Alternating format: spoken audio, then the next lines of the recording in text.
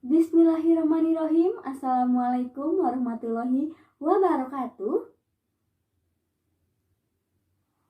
Yang terhormat Ibu Indriani MPD selaku dosen mata kuliah retorika, juga rekan-rekan yang saya cintai dan saya banggakan. Pertama-tama marilah kita panjatkan puji dan syukur atas kehadirat Allah Subhanahu wa Ta'ala, karena atas rahmat dan hidayahnya kita bisa berkumpul meskipun secara online dengan keadaan sehat walafiat. Tak lupa salawat serta salam marilah kita panjatkan kepada junjungan kita, yakni Nabi Bana Muhammad Sallallahu Alaihi Wasallam, kepada para keluarganya, para tabiat dan tabiatnya, dan kita selaku umatnya. Amin ya robbal alamin. Pada kesempatan kali ini, saya akan menyampaikan sebuah materi yang pada zaman sekarang sangatlah perlu adanya edukasi, sehingga anak muda bangsa terhindar dari moral dan etika yang tidak baik. Tentu kita tahu bahwa pendidikan sangatlah penting dalam kehidupan berbangsa dan bernegara. Tanpa adanya pendidikan, mungkin saja sebuah negara tidak bisa melakukan aktivitas pemerintahan secara baik ataupun bersaing dengan negara lain di kancah internasional. Sebuah negara bisa dikatakan maju apabila pendidikan di negara tersebut maju dan dapat mengelola sumber daya manusia juga sumber daya alam secara baik bagi warganya. Berbagai macam upaya telah dilakukan banyak pihak demi memajukan pendidikan bangsa Indonesia. Membekali anak muda zaman sekarang hanya dengan pengetahuan iptek saja semula tidak cukup. Mereka perlu adanya pendidikan moral dan etika agar memiliki akhlak yang mulia, disiplin, juga tanggung jawab. Ini semua adalah modal untuk memperbaiki bangsa.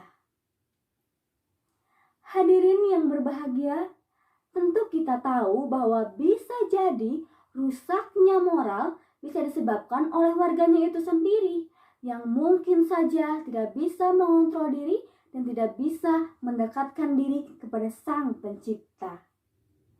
Ada pula rusaknya etika bisa disebabkan karena terlalu banyak menonton TV, terlalu banyak bermain media sosial, ataupun yang lainnya yang mungkin saja kurang mendidik. Lalu ada penggunaan gadget di kalangan anak muda bangsa. Hanya sebagian dari mereka yang menggunakan gadget untuk hal-hal positif, tapi sisanya banyak sekali dari mereka yang menggunakan gadget untuk hal-hal negatif, seperti bermain game online, bermain media sosial seperti bermain TikTok, bermain Instagram, bermain WhatsApp, bermain Facebook, ataupun yang lainnya. Dan ada yang lebih parah, yaitu untuk menonton pornografi.